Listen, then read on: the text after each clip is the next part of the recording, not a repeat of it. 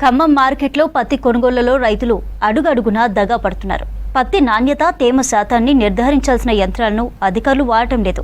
వ్యాపారులే పత్తిని పరిశీలించి తేమ పేరుతో తక్కువ ధర నిర్ణయిస్తున్నారని తెలిపారు రైతులు.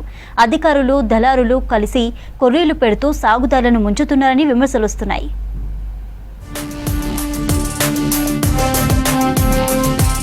ఖమ్మం జిల్లాలో పత్తి రైతులను అధికారులు, దళారులు కలిసి దోపిడీ చేస్తున్నారనే ఆరోపణలు వస్తున్నాయి. దీపావళి నుంచి ఖమ్మం మార్కెట్ కు భారీగా పత్తి తీసుకొస్తున్నారు రైతులు.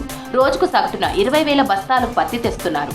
ప్రస్తుతం క్వింటా పత్తి ధర గరిష్టంగా 7,300 రూపాయలు ఉంది. అంతకుముందు గరిష్టంగా 6,850 రూపాయలు, కనిష్ట ధర 5,800 రూపాయలు ఉండగా కలెక్టర్ మార్కెట్ ను విజిట్ చేసిన తర్వాత రేటు పెంచారు అధికారులు.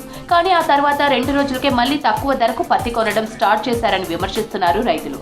నాణ్యత, తేమ శాతం వంటి సాకులు చూపి నిర్ణయించిన ధర కంటే 200 నుంచి 1000 రూపాయల వరకు ధర తగ్గిస్తున్నారని వాపోతున్నారు.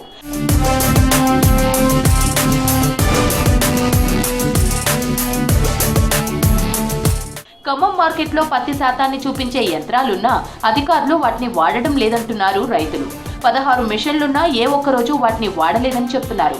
వ్యాపారుల చేతులే మిషన్లు అవుతున్నాయని, వ్యాపారులే పత్తిని పరిశీలించి రేట్ నిర్ణయిస్తున్నారని, దళారులు నోటికి వచ్చిన ధరను ఫైనల్ చేస్తున్నారని మండిపడుతున్నారు. ఈ మధ్య మార్కెట్ను తనిఖీ చేసిన కలెక్టర్ తేమ శాతంలో అధికారుల తీరుపై సీరియస్ అయ్యారని చెప్పారు. తేమ శాతం కొలిచే యంత్రాలను వాడకపోవడం, ఒకవేళ వాడినప్పుడు తేమ శాతం తక్కువ చూపించినా మద్దతు ధర ఇవ్వకపోవడంపై కలెక్టర్ ఫైర్ అయ్యారని తెలిపారు.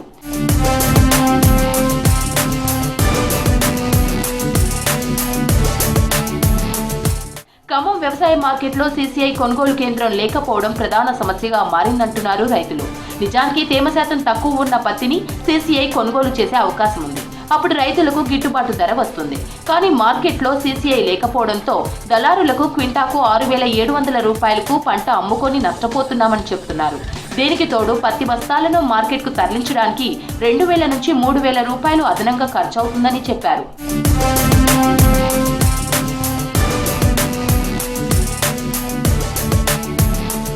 కలెక్టర్ తనిఖీల్లో వ్యాపారుల ఆగడాలు వెలుగు చూశాయని చెప్తున్నారు రైతులు.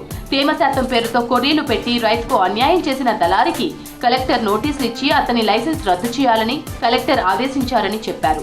ఈ ఘటనతో మిగతా వ్యాపారుల్లో గుబులు మొదలైందంటున్నారు రైతులు.